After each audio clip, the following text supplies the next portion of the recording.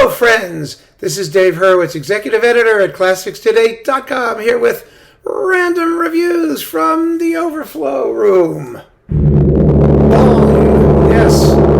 Okay. And as you can see, the Overflow Room is continuing to overflow now. We're going to fill it all up. You know, like I said before, if you've seen, here we have many boxes of things, 3 layers deep, and things that we're going to be filing away over the next 2 or 3 years. And as soon as my arm recovers from my tendonitis here, which I got out packing the alphabet. That's what happened. You know, we were packing up the alphabetical stuff, and you know, you're grabbing like this all the time and putting them in 40 some odd boxes, and my right arm got a little dinged.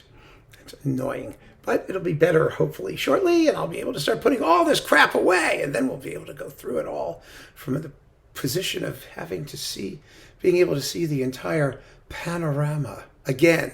Because remember, when I started doing these things, these talks from the Overflow Room, it was when I was visiting my folks up in Connecticut, and the Overflow Room was in our barn, in our house at Milford, and yeah, I mean, it was all there, all spread out. Well, now that's all here in boxes.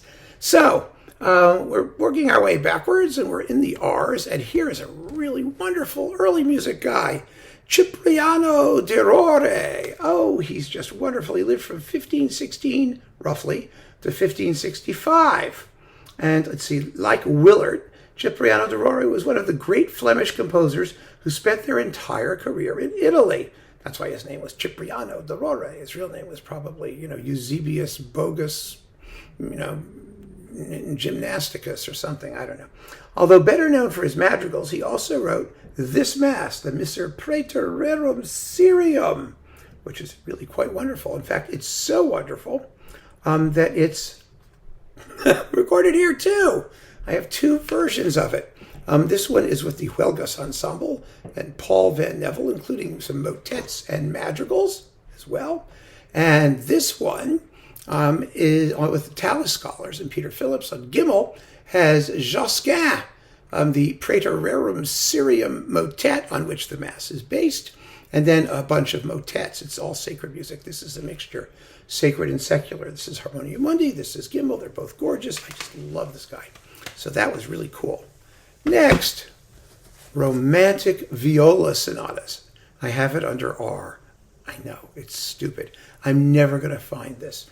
But the music is just wonderful. You have Georges Onslow, his viola sonata in F major, opus 16, number 1. These are big works, major works, really serious works. Mendelssohn, his viola sonata in C minor from 1824. That makes him all of like 3 when I was 15 when he wrote it. Another big work with a big variation finale, 14 minutes long.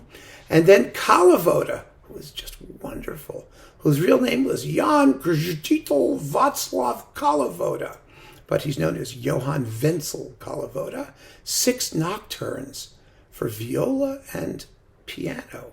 Ooh, this is a wonderful disc with Hiyori Togawa viola and Lilith Grigorian piano. It's one of those discs you are never going to find. Never. I mean, you're never going to find it. I mean, you're going to put it away, so where are you going to put it? I should file it under Mendelssohn, because he's like the best known of the 3 composers. For some reason, I put it under R for romantic viola sonatas, and then completely overlooked it ever since. But I remember it, and I remember it vividly, and pulling it out here thinking, oh, that's where that went. I don't know.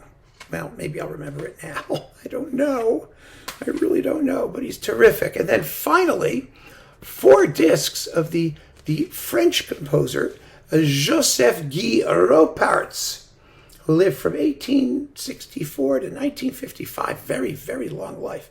He wrote tons and tons of music, lots and lots of music. And I've got a batch of symphonies, symphonies 1, 4, 2, and 5, on the Timpani label. Timpani has a whole Ropartz series.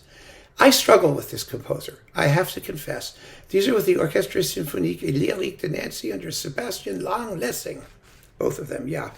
I just don't find him to be very interesting. He's a post-Frankian quasi-Wagnerian, thick, sort of chromatic, but not chromatic enough, not interestingly chromatic, just thick and sludgy chromatic.